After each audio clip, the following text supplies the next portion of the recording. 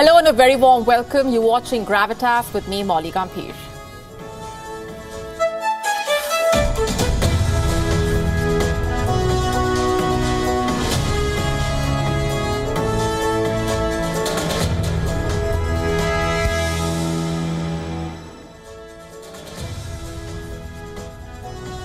And we are starting off this edition with some breaking inputs coming in right this minute. There has been an assassination attempt on Slovakia's Prime Minister Robert Fico. He was shot in the Slovak town of Handlova. The Prime Minister had attended a government meeting, following which he was meeting his supporters, and that is when shots were fired. An eyewitness says she heard at least 3 shots being fired.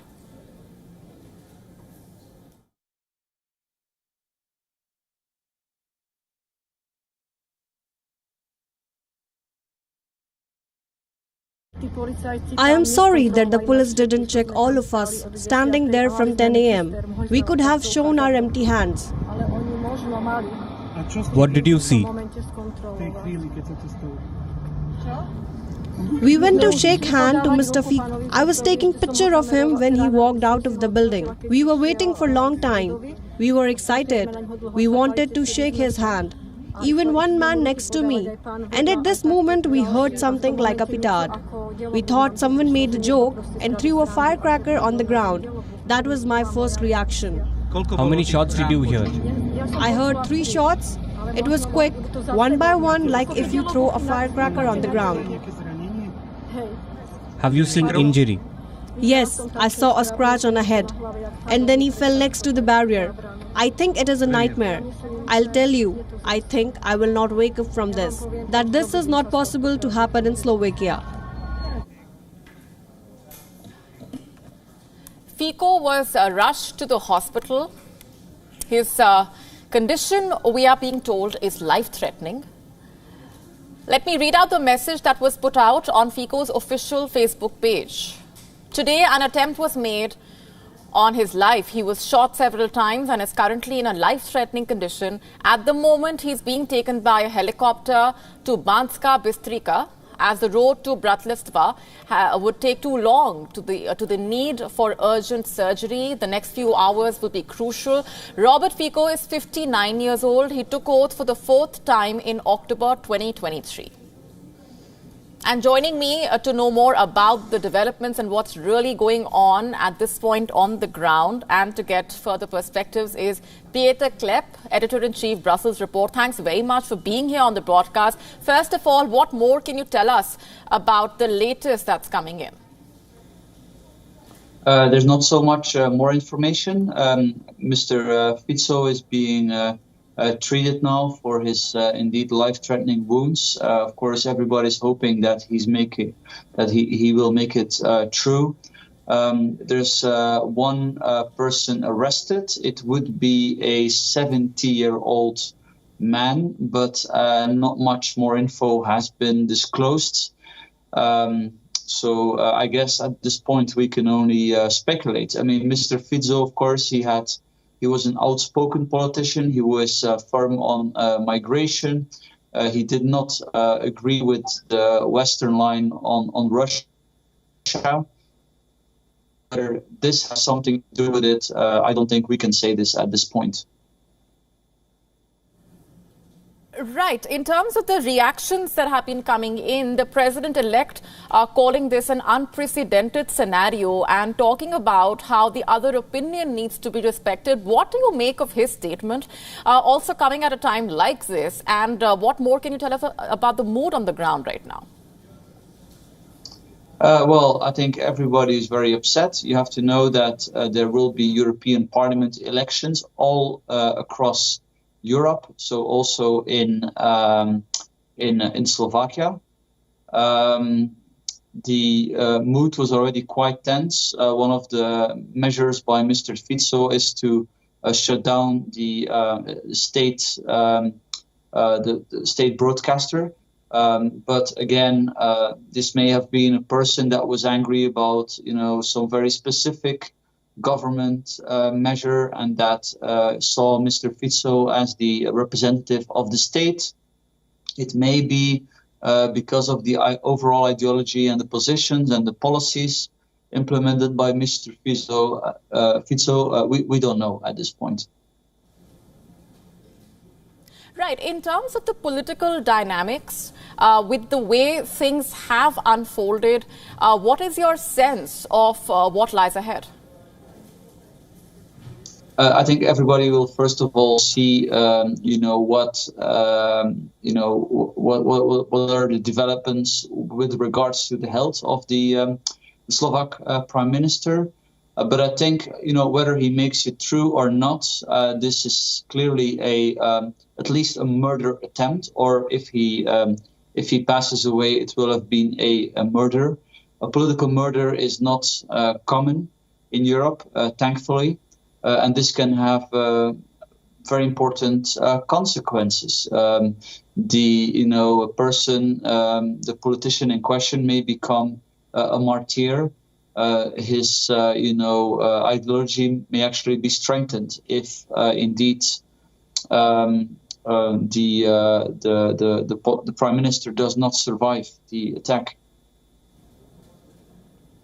And any further inputs about what the authorities are saying about how the shooting was carried out?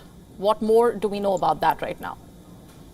We know it was not just one shot. There were several shots. So, this was not some, light attack or something. It seems to be well prepared. It seems to be that the person who did this was very determined. Also, the fact that he was arrested right after the attack, shows that he didn't really care that he was going to be arrested. And clearly he was very determined to do this, obviously with the risk of his own life, because if you do that, you know that there may be a situation where the security detail of Fico has to shoot back and potentially kill you.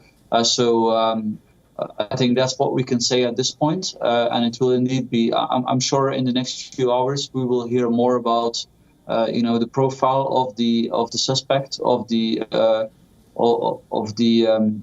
attacker, and that will probably also then, that may have more consequences in case this person would have a political profile or not. So that's important also to follow in the next few hours. Indeed, and as the Prime Minister's office said, the next few hours will be crucial and decisive. Thanks very much for being here on the broadcast for now. My pleasure.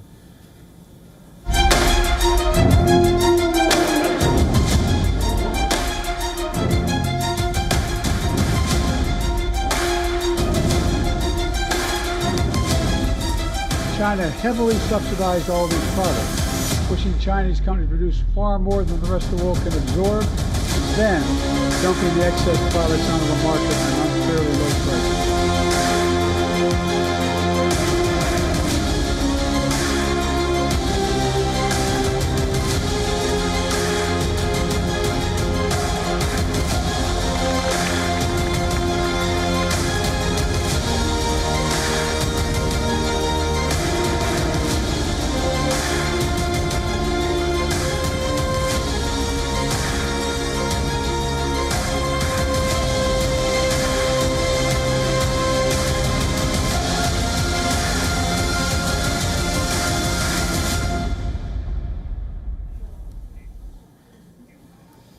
The US-China trade war has reignited. US President Joe Biden has slapped new tariffs on Chinese electric vehicles. And we're not talking about a 10 or 20% tariff here.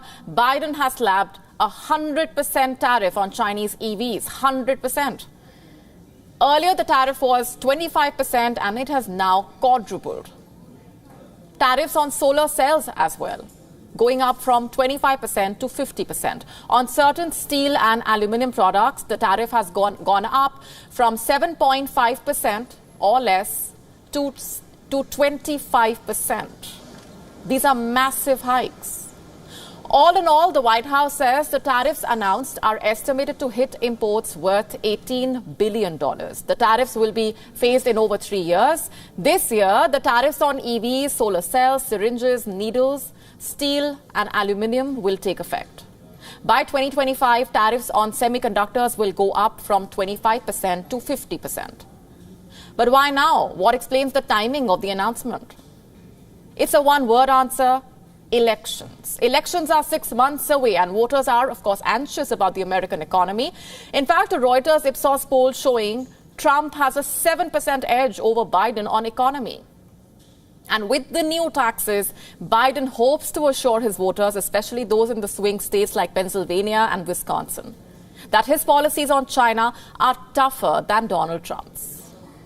For months now, Trump has been criticizing Biden. The former president has claimed that Chinese EVs would kill American car industry. In March this year, Trump said that if elected to office, he would put 100% tariff on every single car that comes from Chinese-owned manufacturing plants in China.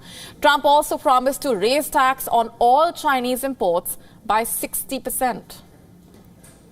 After the announcement, Trump said that the Biden administration's new tariffs should also apply to other types of vehicles and products coming in from China. And why is that? Trump said, and I'm quoting here, because China is eating our lunch right now. He's been feeding them a long time. The White House says the timing has nothing to do with elections. In a press briefing, White House officials denied that domestic policies had influenced the decision. Instead, they pointed the finger at China. They said Beijing's policies were harming the United States. Biden has accused China of flooding the market and of not competing but cheating. He also added that the increased tariffs were a response to China's overcapacity in the EV sector. Reports say China was producing 30 million EVs a year, but it could only sell some 22 to 23 million units at home. And what has China said? The Chinese Foreign Ministry is accusing the US of bullying, adding that the tariffs will, quote-unquote, seriously affect the atmosphere of bilateral cooperation. An editorial in the Chinese mouthpiece Xinhua accused the US of undermining fair trade and environmental protection. Let me read out a couple of lines for you. Ironically, the United States is a country that touts open economy and free trade, but its actions are against its words. It also promises that it does not seek to decouple from China and hinder China's development. But its practices tell another story. It's basically a matter of time before China announces retaliatory taxes, and in the meanwhile, the focus has shifted to Europe. What do these developments really mean for Europe? An increased pressure to act against Chinese EVs. Authorities in Europe were already deciding whether or not to impose provisional duties on EVs when Biden made his announcement. Now the pressure is on Europe to follow suit, to be tough on Chinese EVs, and to significantly increase tariffs. European countries in general have great trade ties with China, a point made clear by Chinese President Xi Jinping's recent tour of the continent. EV was on the agenda of Xi Jinping's visit. He lobbied hard to kill a probe that Europe has launched to find out whether massive state subsidies have artificially deflated prices of Chinese EVs, threatening Europe's EV producers. Europe is also investigating whether China benefits from illegal subsidization. This probe was launched in October. The 5th of June is the deadline for the EU to decide whether or not it should slap Chinese EVs with anti-subsidy taxes. Experts say that there is already a feeling in Brussels that because the US has a 25% tariff on Chinese EVs, Europe had become China's go-to market for EVs. European ports have already turned into car parks for Chinese EVs. Freshly slipped cars by Chinese makers like BYD and the likes. Reports say 1.3 million Chinese vehicles were exported to Europe in the first quarter of this year. It's a 33% rise. What does it mean for Europe's own car market? And what about India? Experts say with American doors now shut, China may start dumping goods in India, and that is not good news for India. Let me show you some numbers here. Between 2019 and 2024, India's exports to China remained around $16.7 billion. But when it comes to imports from China, it grew from $70.32 billion to $101.75 billion. That's a 44.7% surge. Expect this number to go up now that the US-China trade war has reignited. You see, what we have here is a wider West versus China story. On one hand, while the US is slapping tariffs on Chinese goods, the UK is going to town with allegations of Chinese espionage. Earlier this week, the UK charged 3 men with offences under the National Security Act. One of the men worked in a London branch of Hong Kong's trade office. Another is a UK border force officer. The third is a Home Office immigration officer. He has also served as a Royal Marine for 6 years. The UK has summoned the Chinese ambassador. It is accusing China of espionage. Beijing says the allegations are groundless and slanderous. As China and the West grow further apart, there is one country that is coming closer to China like never before. I'm talking about Russia. The Russian President Vladimir Putin will be landing in China tomorrow. This will be his first foreign visit after his recent inauguration. It will also be Putin's second visit to China in just over 6 months. In an interview with Xinhua, Putin said, and I'm quoting here, "Today, Russia-China relations have reached the highest level ever and despite the difficult global situation, continue to get stronger." Officials say Putin and Xi will discuss bilateral ties, international and regional issues. You see, Russia has become an economic lifeline for the country after the West hit Moscow with economic sanctions. Russia has become China's top crude oil supplier. Oil shipments to China jumped over 24% in 2023. This is despite Western sanctions. In 2022, China and Russia declared a no-limits partnership during the upcoming visit. Putin and Xi, both in their 70s, will be taking part in an event celebrating 75 years since the Soviet Union recognized the People's Republic of China.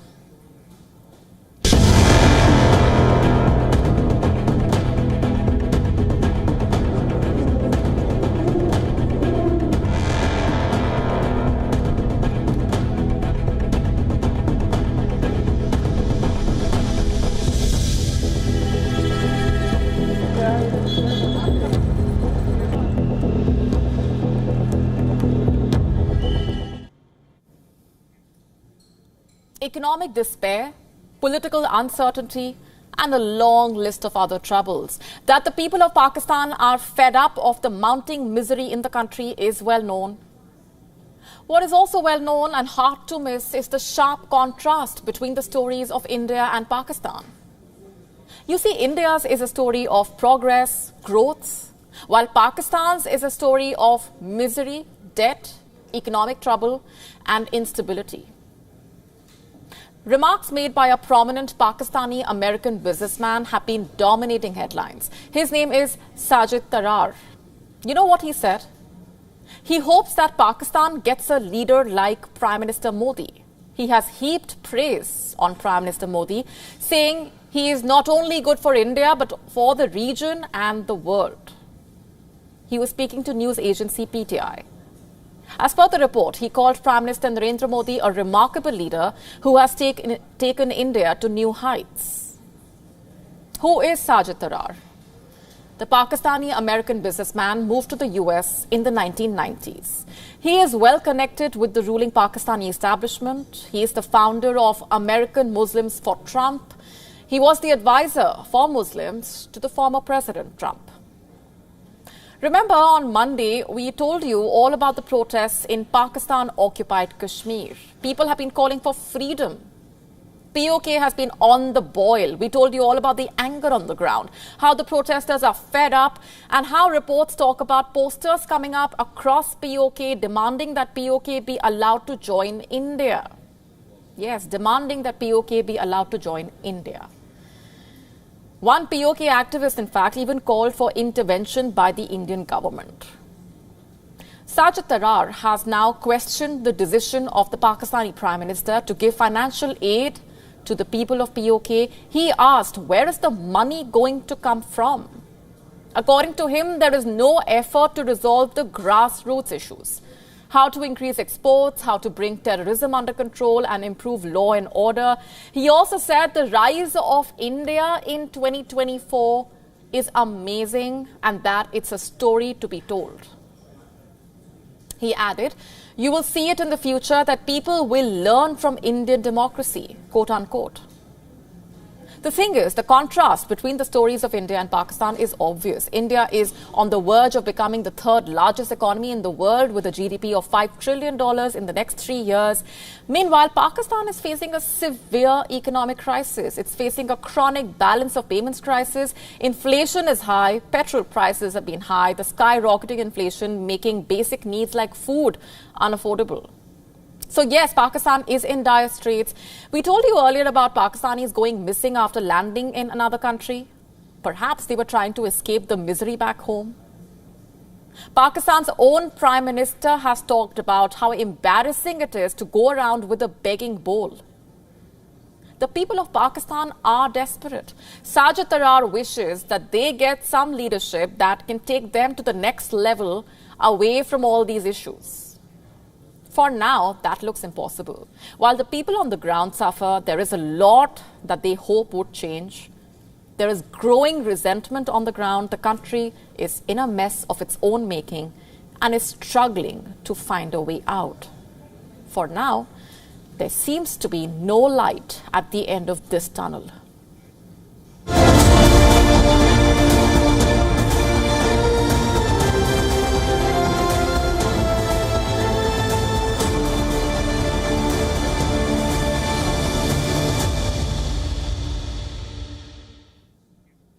And speaking of India's growth story, a techie from Kulgam district of Jammu and Kashmir has entered NASA's Hall of Fame after he identified data breach vulnerabilities in their system.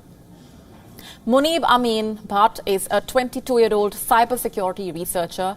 He earned a reward along with making it to Apple's Hall of Fame in 2023 as well after reporting vulnerabilities in their system. Our next report telling you more. Hailing from Zungalpora village in South Kashmir's Kulgam, Munib reported his findings under NASA's Vulnerability Disclosure Program, which facilitates the US agency's awareness of otherwise unknown vulnerabilities. As Munib is bound by the VDP guidelines, he cannot disclose the specifics of the external vulnerabilities in the NASA system, although he says it did involve sensitive data exposure. I was included in the Hall of Fame by Apple in 2023. They had given me permission to ethically hack their systems, to check the vulnerabilities and report it to them. And they validated it later and acknowledged it and later added my name into the Hall of Fame. Recently, I had done the same for NASA. And I found some vulnerabilities and I reported it. In the same way, it was acknowledged by NASA and they later included me in the Hall of Fame. I am extremely happy and I am very happy to help the security organizations to help them secure their data. In the last few years, Munib has been working tirelessly and has identified vulnerabilities in multiple organizations, earning him prizes worth millions as well as mentions in the Hall of Fame. He has been ethically hacked and secured many international organizations like Oracle, McDonald's, Intel, USAA, Indeed, and many others. Many organizations across the world improve their security and call ethical hackers from around to help them secure their data. They do have their own cybersecurity teams, but despite that, to make it foolproof, they want hackers to check these programs, and that's why we are invited. And we check and we report it. Organizations should do it always, even if they don't pay, and just acknowledge. It'll help them secure their data. Munib is currently pursuing a bachelor's degree in computer applications from IGNOU, which he started after dropping out of his BTech degree from one of the private engineering colleges in Kashmir.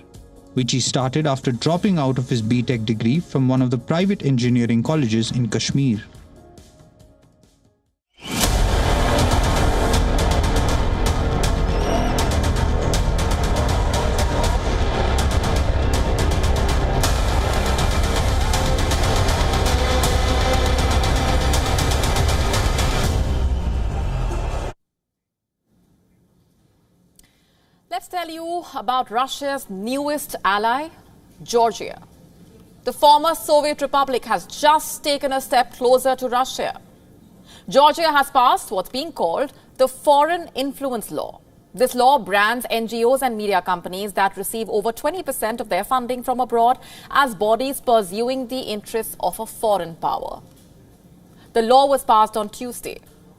Inside the parliament, a fight broke out between the opposition and the ruling Georgian Dream Party, which has been in power since 2012. An opposition leader punched a leader of the ruling party in the face.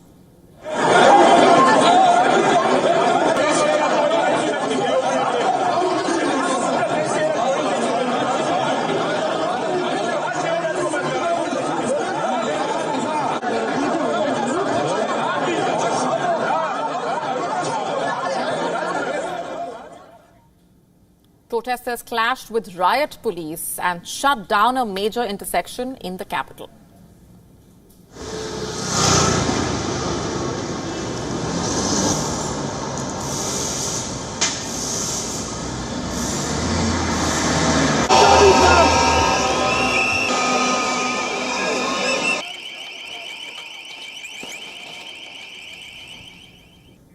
People in Georgia have been protesting for weeks now. Protesters say the law symbolizes Georgia's drift closer to Russia.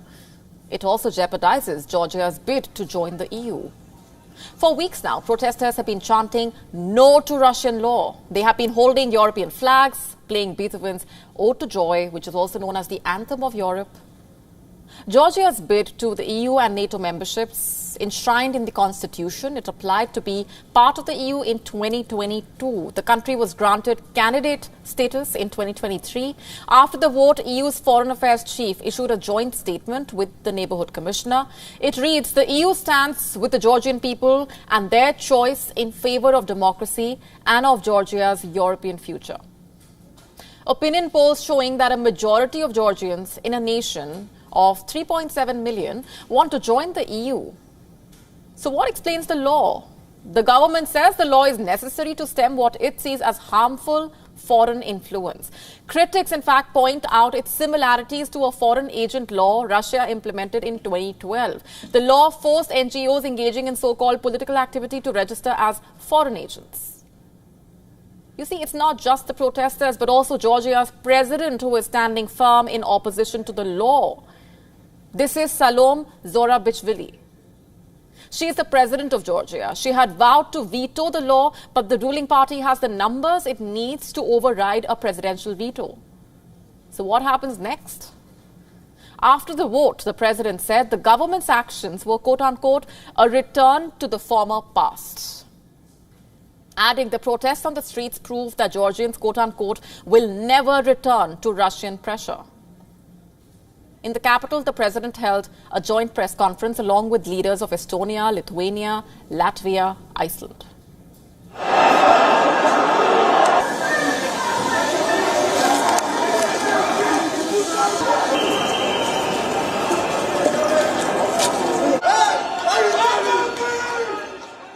Let me be very clear. The adoption of the Foreign Agents Law, as well as continued repression against Georgia's civil society, will stop Georgia's further progress on EU and NATO path. If this happens, responsibility will lie squarely on Georgia's government. This law is taking Georgia further than away from the European Union path. This is a U-turn to which the European Union will certainly react. And in this respect, it's very difficult to understand why this particular law on the transparency of foreign influence had to be adopted now. The Kremlin spokesperson Dmitry Peskov accused the West of undisguised interference in Georgia's internal affairs. Georgia's Prime Minister had previously said that if the bill was not passed, Georgia would lose its sovereignty and, quote, easily share the gate of Ukraine. What did he mean by that? We don't know. A day after the law was passed, students in the capital decided to boycott classes. There were no students at the university. Students accused the government of snatching away their European future. We students decided to protest this event, so we decided to don't go to lectures. But I think university is usually open. Now is open it, but there's no students. They decided to not go to lectures because when in the country situation, very difficult situation, very political situation, there's no time to study some diplomacy and things about international relations. Because if we stop and if we stay at homes, at rooms of university, there will be no future for us. The U.S. Assistant Secretary of State, Jim Open, spoke to Georgia's Prime Minister before the vote. The American official said Georgia would lose hundreds of millions in aid if Georgia became an adversary. In other words, a Russian ally. The spotlight, in fact, is also on one billionaire, Bidzina Ivanishvili. He is the founder and bankroller of the ruling Georgian Dream Party. He is also widely referred to as the most powerful person in Georgia. Ivanishvili has made his fortune in Russia, and he is accused of leaning towards Moscow. This billionaire has never condemned Russia's war in Ukraine. But what he has done is previously accused NGOs of being foreign puppets, even plotting a revolution. Did this billionaire have anything to do with the law? Is he the one bringing Georgia closer to Russia? These are questions a lot of people are asking as the protests continue on the streets.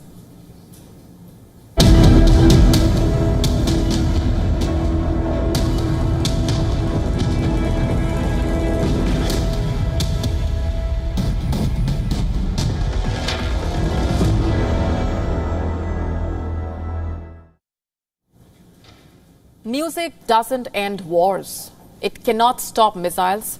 It doesn't end suffering. But it isn't entirely powerless either. Far from it, in fact. What music can do is bring people together, give voice to opinions. If not, why does every big movement have an anthem? If not, why is Hong Kong hell-bent on banning this particular one? It's called Glory to Hong Kong. It was composed by a musician under a pseudonym in August 2019. And since then, it has become the unofficial anthem of the pro-democracy protests in Hong Kong. If you do a simple Google search, you will find the lyrics online. Along with that, you will also find this message. I'm quoting, "We are a group of Hong Kongers who also happen to be the team behind the Glory to Hong Kong anthem. We know that this struggle will be a long one. This struggle for freedom, this struggle for democracy." Such widespread is the anthem that it has been mistakenly played at international sporting events involving Hong Kong teams instead of China's national anthem, March of the Volunteers. It contains lyrics that reference the phrase, "Liberate Hong Kong, revolution of our times." Now, for those who don't know, it's a protest slogan that was already outlawed in 2020. The anthem was bound to attract scrutiny in an intolerant Hong Kong. Authorities have long accused it of having separatist undertones. But they aren't just mad at the ballad or those singing it. They are also furious with Google. That's right. Pro-Beijing politicians and officials, even Hong Kong's Justice Minister Paul Lam, have put the blame on Google's algorithm for the song's popularity, for letting the song come up at the top of searches.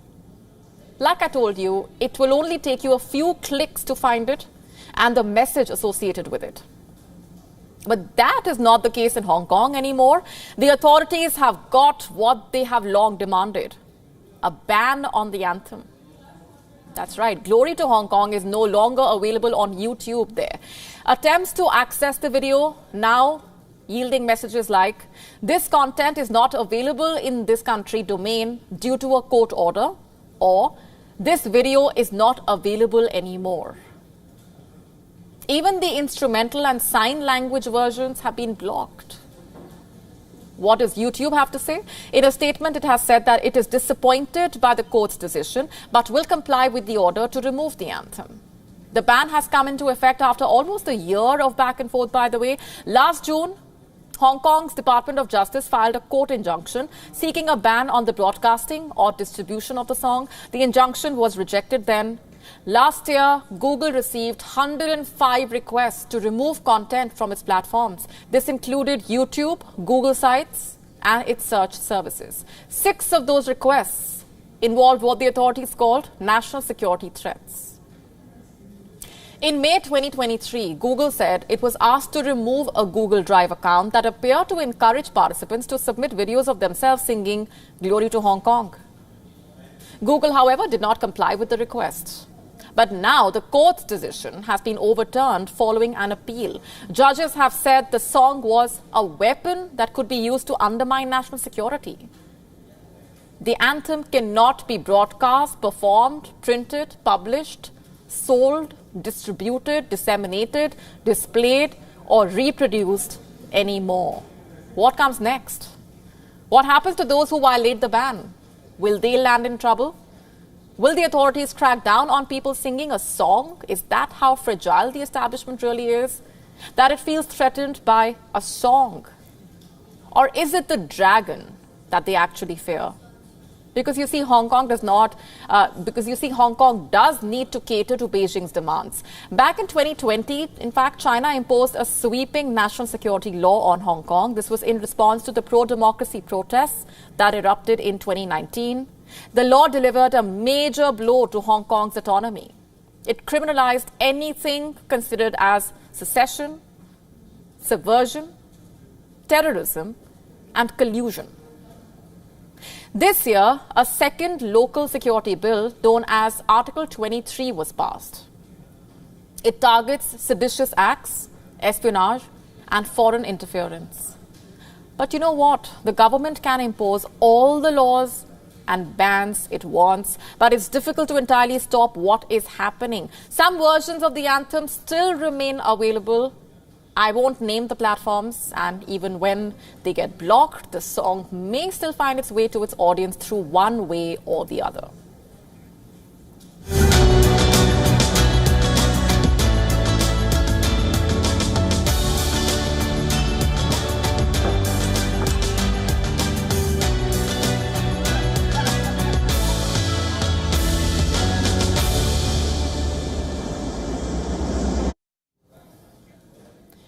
The portals connecting New York and Dublin have been shut down. The decision is temporary for the time being. Well, that didn't take very long, did it? The sculptures were open to public on the 8th of May, and barely 7 days on, they have been shut down. Why, you ask? Well, due to public nuisance, vulgar and offensive behavior. You may already know the portals I'm talking about. The videos have been all over social media, but let me explain this for those who might not be aware. The 2 sculptures called the portals are round, lens-like installations. One is in New York's Flatiron South Public Plaza, another in Dublin's O'Connell Street. The portals offer 24/7 video link. The visitors in the 2 cities can interact with each other through the portals. However, there is no sound. Portals.org, the group behind the project, has touted it as a bridge to a united planet. Well, guess what? You can have the best of intentions while designing something, but once you hand it over to the public, it does not take them long to use it in the worst way possible if they want. The portal was supposed to bring people closer, make them feel connected. Imagine those who happen to be in long-distance relationships and lived in the 2 cities. Instead, people have been using these platforms, these portals, to spread hate. Some from Dublin flashed Nazi symbols at New Yorkers. One showed a photo of the Twin Towers in flames, mocking the 9/11 terror attacks. Can you believe that? Others have gone too far and have been flashing their body parts to the people on the other side. Why? What explains this? One of them was an OnlyFans model. Her name is Eva Louise. She lifted her tank top and flashed herself from the American side. And now she's claiming that she is the reason organizers have pulled the plug on the portals.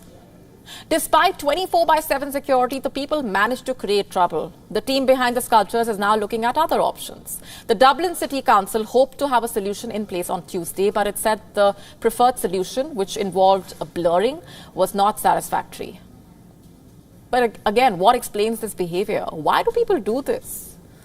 And it's not the first time something like that is happening, by the way. This year alone, multiple tourist hotspots have closed their doors to visitors purely because of the nuisance that they create. Amsterdam is also sick of tourists, particularly those who just come to party. To deter nuisance tourists, the authorities have released an online quiz. It's called Amsterdam Rules. It asks for the reasons why people wish to visit the Dutch capital. If the answer is for a stag party, a pub crawl, or to smoke marijuana in public, then unfortunately it's no longer allowed. The quiz is just one in a long series of experiments in Amsterdam. It's been trying to reduce the disruption caused by the hordes of tourists who simply come to party wildly. This, by the way, has included both advertisements directed at potential tourists and concrete policy measures within the city. Unfortunately, none of the strategies have led to a real solution. Just last month, the officials decided to block a famous selfie point near Mount Fuji. They have decided to erect a huge barrier at the spot just to get rid of badly behaved foreign tourists. While Mount Fuji can be photographed from many spots in the resort town, this viewpoint is particularly popular because the majestic and active volcano appears behind a Lawson convenience store. Too bad visitors will not be able to click pictures here anymore. Some misbehave, but all will suffer. Before this, Japanese officials also banned visitors from small private alleys in Kyoto's geisha district. The tourists had been misbehaving with geisha. The visitors would follow geisha, click their pictures without consent, touch their hair accessories, pull at their clothes. Of course, there were going to be consequences. Earlier in the year, Miami Beach released a PSA breaking up with spring breakers. The 1-minute video was framed like a breakup. It referred to spring break not as the iconic party fest it's become famous as, but rather as a dreaded yearly occurrence that creates menace for the Miami Beach locals, law enforcement, businesses, property. We understand traveling is all the rage, especially after the pandemic. More and more people are booking vacations, visiting popular destinations. But it's like they've forgotten how to be civil, how to behave in public.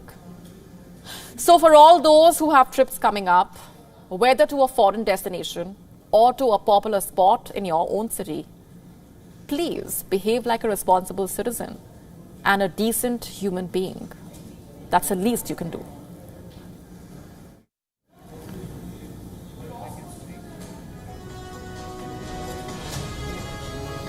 On that note, we're taking a very short break. Stay with us. You're watching Gravitas.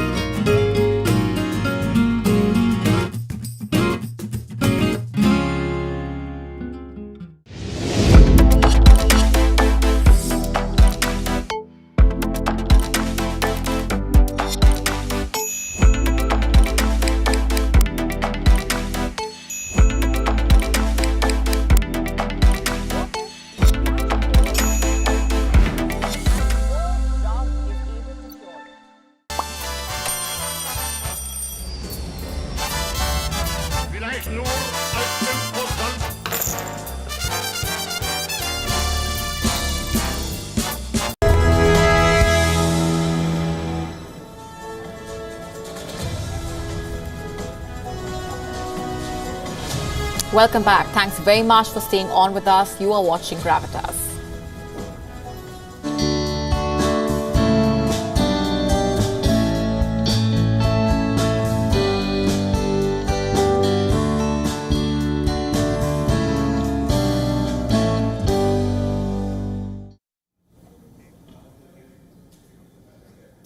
It is the 8th day of the 4th lunar month. In many Asian cultures, it is Buddha's birthday today. How are they celebrating it? In China, Buddhists perform a bathing ceremony. They pour holy water over an idol of the infant Buddha. The little Buddha has one right finger pointing up to the sky and one left finger pointing down to the earth. This symbolizes that with his birth, Buddha announced he would have no more rebirths, and the dragons of heaven baptized him with pure water. In South Korea, it's a national holiday. The big celebration in the capital city of Seoul is the Lotus Lantern Festival. People light thousands of colorful lighted paper lanterns, often shaped like lotus flowers. Many temples provide free meals and tea to all visitors. Other festivities including traditional games and performing arts to mark the light of Buddha's teachings. Meanwhile, countries in other parts of the world, in South and Southeast Asia, for example, celebrate Buddha's birthday on a different day for them. It's known as Vaisakha and falls on the full moon of the 2nd lunar month. In India and Nepal, sweet rice porridge is served. In Sri Lanka, people decorate homes and streets with candles and lanterns. They sing songs, burn incense sticks, and tell stories about Buddha's life.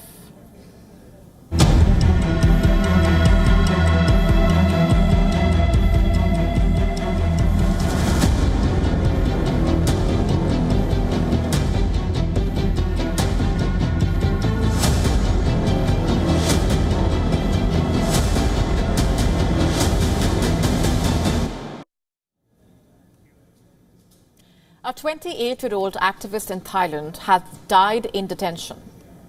The news of her death has triggered calls for nationwide protests.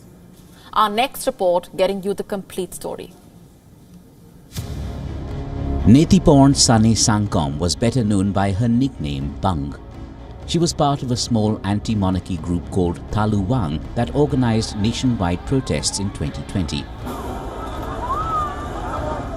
The name Thaluwang translates to shattering the palace. Bang was arrested in January. She was awaiting trial and she was on a hunger strike until April. During this time, Bang's health deteriorated. She was moved back and forth to the prison hospital. Authorities say Bang died of a sudden cardiac arrest. The young activist was facing 7 criminal cases, including 2 lèse-majesté charges. Thailand's lèse-majesté law forbids insult of the monarchy. It is considered among the strictest in the world.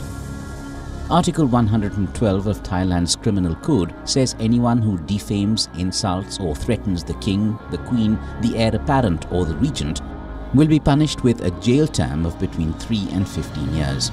Lèse-majesté complaints can be filed by anyone against anyone, and they must always be formally investigated by the police.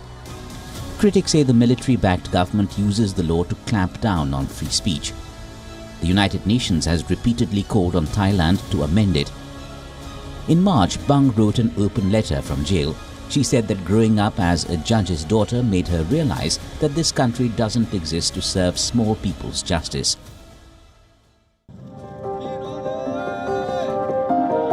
After the death of Netiporn, the Thailand branch of the human rights group Amnesty International described Netiporn's death as a grim day for Thai society. Popular opposition Move Forward Party, which has also campaigned for reform of the monarchy, said that people should not be jailed for holding political opinions. Meanwhile, foreign diplomats and ambassadors from the US, UK, Canada, the EU and elsewhere offered their condolences. Bureau Report, WION World is One.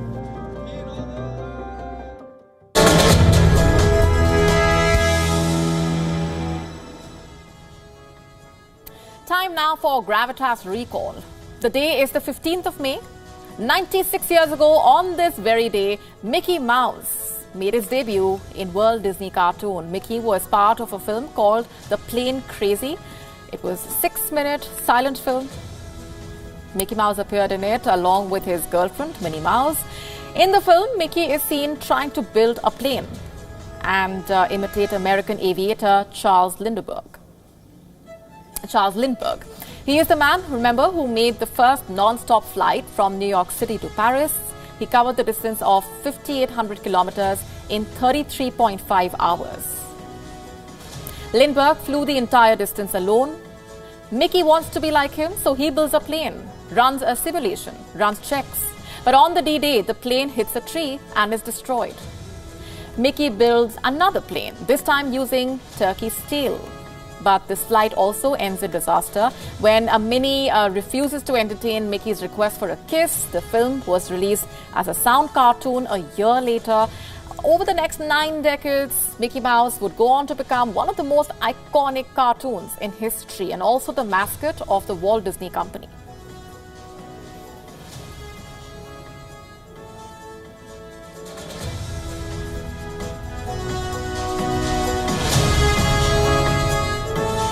And with that, it's a wrap on this edition of Gravitas Tonight. This is me, Molly Gambhir, signing off. Thanks very much for watching.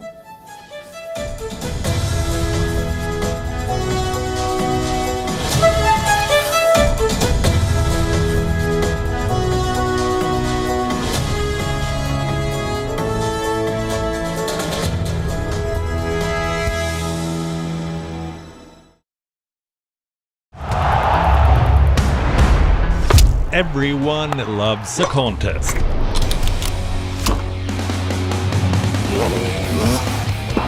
But sport isn't just about victory and defeat. When the GOATs in